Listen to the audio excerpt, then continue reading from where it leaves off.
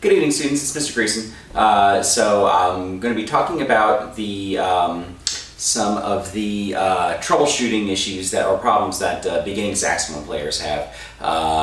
Mainly they come from hand position, not positioning the neck strap properly, and then embouchure placement and articulation. So I'm going to first start with the neck strap, because in fact we kind of lump everything together in terms of like not having good posture or anything like that, and it happens especially when you're seated. So I find that when students are sitting down, they often let their posture go away. So and that sound usually gives something kind of like this.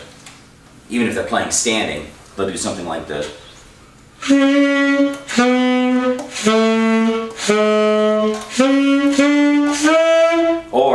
Or something like this.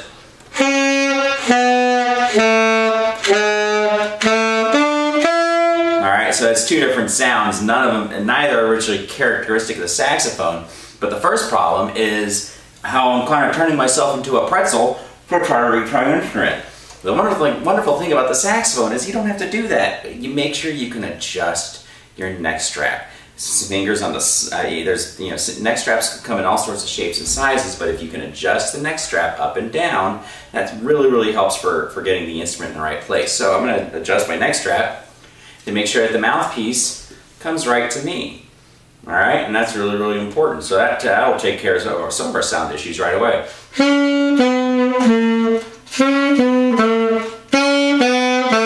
All right, so that's the first thing. The second thing is hand position. All right.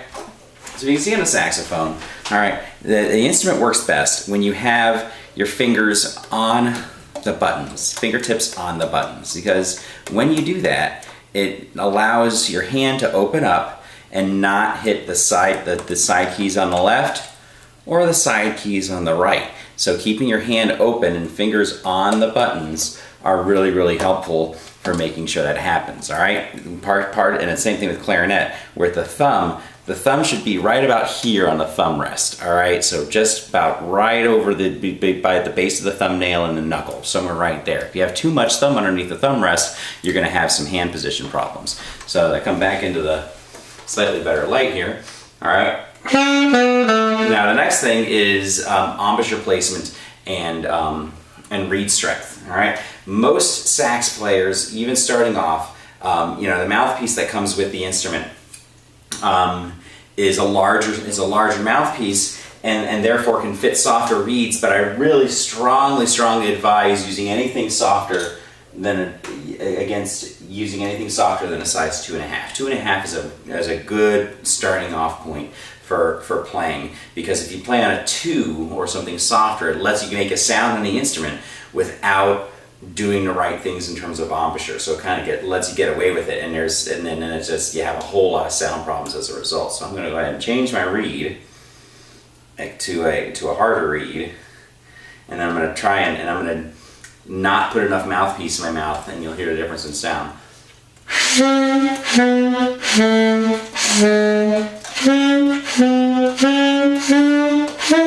Alright, it's still really out of tune and really hard to play, and if I have too much mouthpiece in my mouth, it's really kind of a rough sound. It's not a good sound of the instrument. So the really good rule of thumb for where you need to put your embouchure and how much mouthpiece to put in your mouth is where the table of the mouthpiece, that's the flat part that the reed sits on, meets the reed. So on an alto sax, that is about half of an inch of the mouthpiece, and that's at the teeth. All right, so if I set that up. Now the other thing is, and this kind of goes into different schools of thought in terms of saxophone teaching, but for for usually trying to start off folks, we usually try a traditional flat-chinned embouchure, which means we don't have what I call cottage cheese chin, and it's all bunched up, but it's more flat, like you got a weight pulling against your chin, and it's pointing it towards the floor. So you have a sound like this,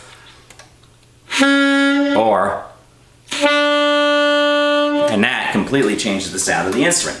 So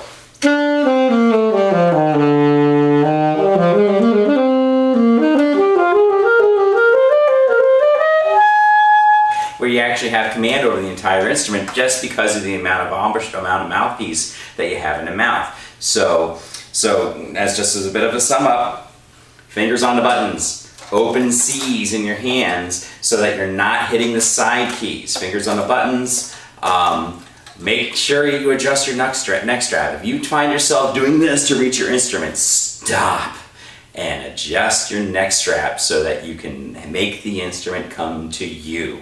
I highly recommend playing standing as much as you can so that you really get used to holding the instrument, and then when it comes to sit in terms of a full band or a lesson setting, then you kind of have a better, you're more comfortable with how to hold the instrument. But if you're kind of just sitting there, you can kind of really let bad habits get in the way in terms of posture. So embouchure, making sure our chins are flat, our chin is flat. We have about 1/2 inch of mouthpiece in the mouth, past the teeth. And the other part is articulation, tonguing, making sure that your tongue is going to come off of the reed and release the air. I like to use a thaw syllable where you put the tip of your tongue behind your bottom teeth, and the thaw, the part of your tongue that touches your top teeth when you say thaw, is what touches the reed instead.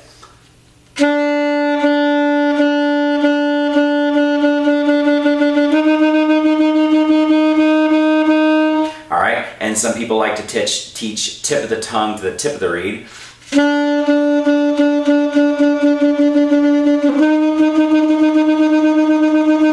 That's all fine and well. That's fine as well. I prefer to play a different way, so I also kind of find it easier to teach it that way. So whatever way works well for you, as long as your tongue is touching the reed to start every single pitch. If you need every single time you make a sound with your instrument, it has to start with the tongue, that ta or thaw. All right. Thank you very much for listening. Hope this helps out with your playing. Thank you for practicing. Keep on working.